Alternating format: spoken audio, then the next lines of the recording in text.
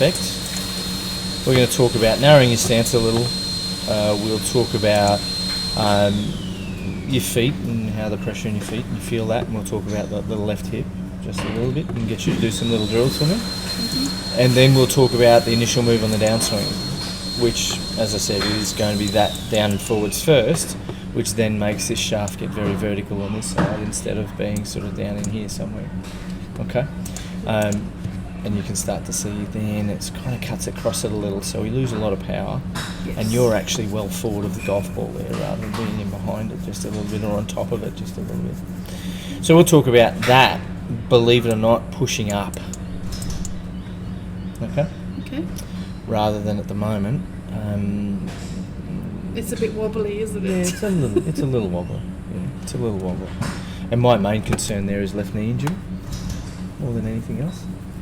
And left hip, because as you're pushing down forwards at the moment, we've got that. There's a lot of pressure on your knee working inward, rather than actually working outward that way. Okay. And I'll show you an example in a second of somebody that's doing that quite nicely, and hit it quite nicely. And they really don't have that look about them. Okay, and then you'll be able to extend your arms. So to see the distance between there and there at the moment? Yes. If we go back to the start, that's a lot narrower, isn't it? Yes. So that then means that the quality of contact and how you hit the golf ball and where you hit the golf ball on the club face will change a little bit. But that's more to do with, okay, let's get you set up properly, get you to the top of your backswing, understand that first move, and we can do battle from there.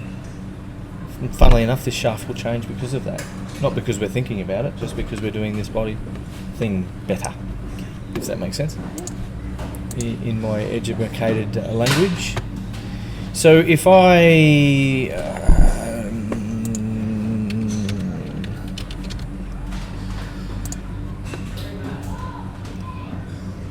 where are we? That one, maybe. Nope, that's the old one.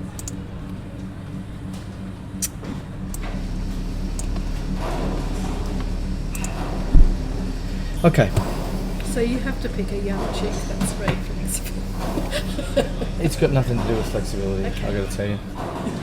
All of that stuff is interesting. Very interesting. Now, by the way, I work with a very good friend of mine who works out of my garage. Is Nick Randall, who's the QAS Queensland Academy of Sport strength and conditioning coach for the golfers and works for Golf Australia. Okay. Yeah.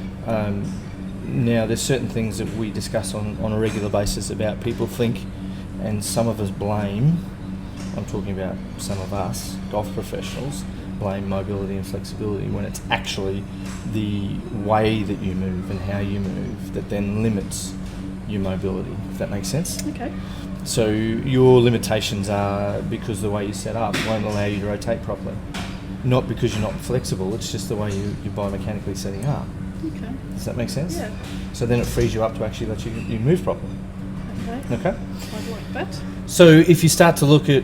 Now, Kirsty's a top 10 player in Australia. She's 16 years old. Her hip, you'll notice, is a little bit higher on the left than it is on the right. Yes. Because it has to be. Because her right hand is lower than on left on the golf club. So therefore the right shoulder must be lower, therefore the spine must have that, therefore we have that little bump to the left to start with. So the best players in the world will roughly have about 55% of their pressure pushing into their left foot at address. Okay. Rather than most of us will have too much going over here. All right? So all of your stuff is really good. You notice her knee doesn't move.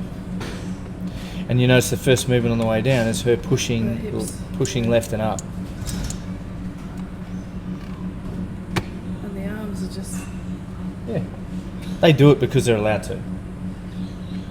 Yeah. You do the arm thing because it's not allowed to. Because of your body, right? So your body shape as in what it's doing on the way down and the sequence that it works in. So I'm not too worried. I believe that we'll get there pretty quickly, to be honest. You know, you look at that left knee and what it does and comes in and down. Well, it's not allowing you to then push up and push that way quick enough. Does that make sense? Yeah. All right? Yeah. And that's all I'm after. So we're going to narrow your stance a little. We're going to raise that left hip at address, and we're going to try and get the feeling that it's still raised. But it's only in pitch shots to start with. And then magically we'll change what this shaft does on this side.